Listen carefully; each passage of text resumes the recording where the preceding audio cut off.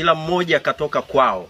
Hakuna ambaye kwao ni hapa katika majengo haya. Kinachokukalisha wewe kwenye majengo haya ni shule. Wapo wanafunzi wanatoka wanaenda kulewa. Walienda kulewa wakarudi saa 8 usiku hapa. Wakapigana na mlinzi pale, wakabomoa na ukuta. Wakaenda bwenini, wenzao wamelala, wakawaamsha waamke wakiwa wameshikilia kisu. Wasipoamka atamchoma kisu. Wenzenu wawili walikuwa wanapita mazingira ambayo hayaruhusiwi. Wakapambana na walinzi, hawakujisalimisha. Wakapambana, walivyopambana wengine wakaamka, wakajimobilize tena upya, wakaenda kupiga walinzi wale. Mnamjua yupo wapi yule mlinzi? Yupo mahututi hospitali pale. Walioyafanya hawa.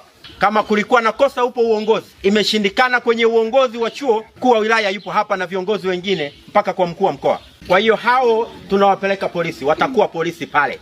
Nimemwambia mkuu wa wilaya kukanyaga Tabora, hawa vijana hawa watakuwa nakuja kuhudhuria kesi mahakamani.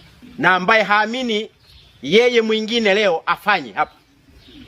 Ni polisi, mahakamani, nyumbani kwenu, habari imeishia hapo. Mkuu wa chuo na utaratibu, nimemwambia aite bodi ya dharura wafanye kwa utaratibu. Lakini hiyo haizuii kuwafikisha polisi na mahakamani. Nimesema wale waliokosea wote waondolewe hapa haraka. Hatuwezi kufuga majambazi hapa. Tunataka uwe na kalamu, kitabu na daftari pale bwenini. Tunataka wanafunzi muje msome.